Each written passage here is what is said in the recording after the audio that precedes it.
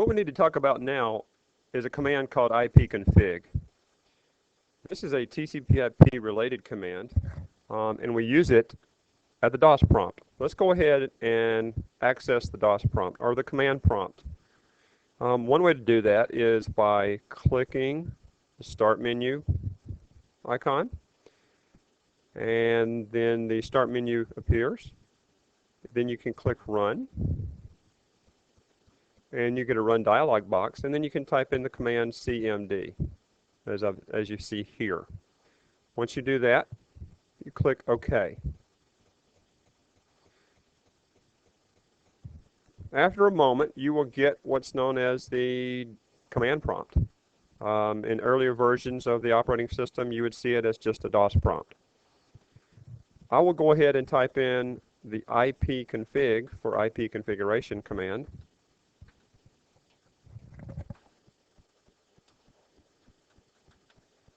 Press enter.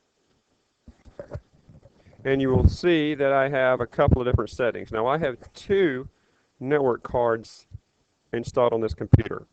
And you'll see that indicated by this, but it's not connected. And that local area connection 2, and then just the regular local area connection. You'll see three settings with the IPCONFIG command. You'll see the IP address of the computer.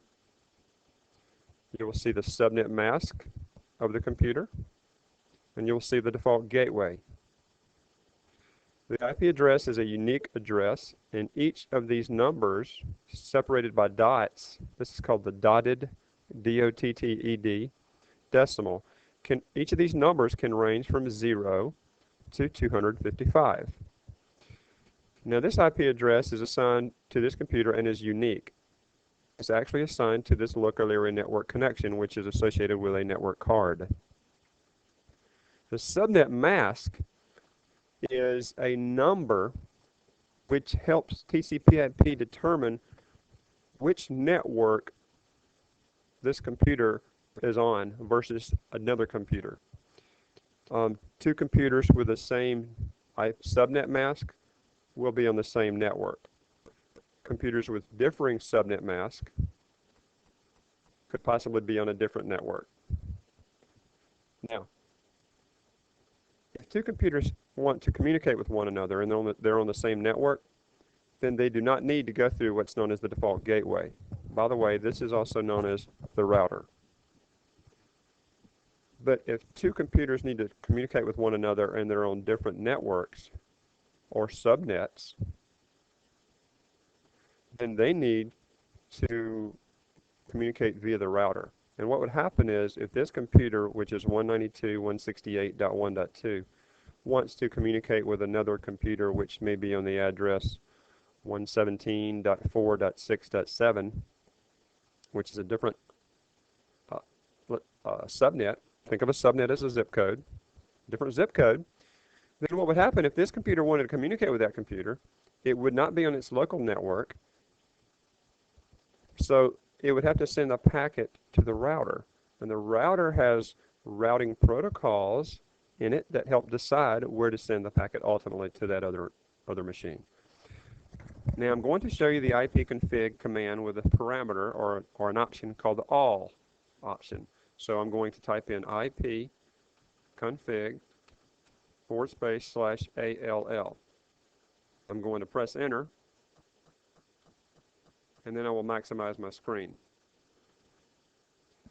And as you see here, I'm scrolling up. That's the IPCONFIG/all command, which gives you a little bit more detail than just the normal IPCONFIG. The all parameter or option tells IPCONFIG to show all of the configuration settings. So you see a host of other things here.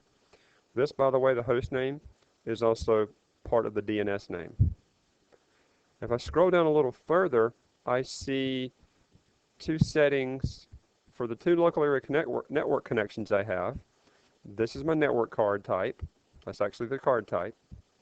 And these are, this number here, the physical address for this card, is also known as the hardware address, or the capital M, capital A, capital C address, or the MAC address.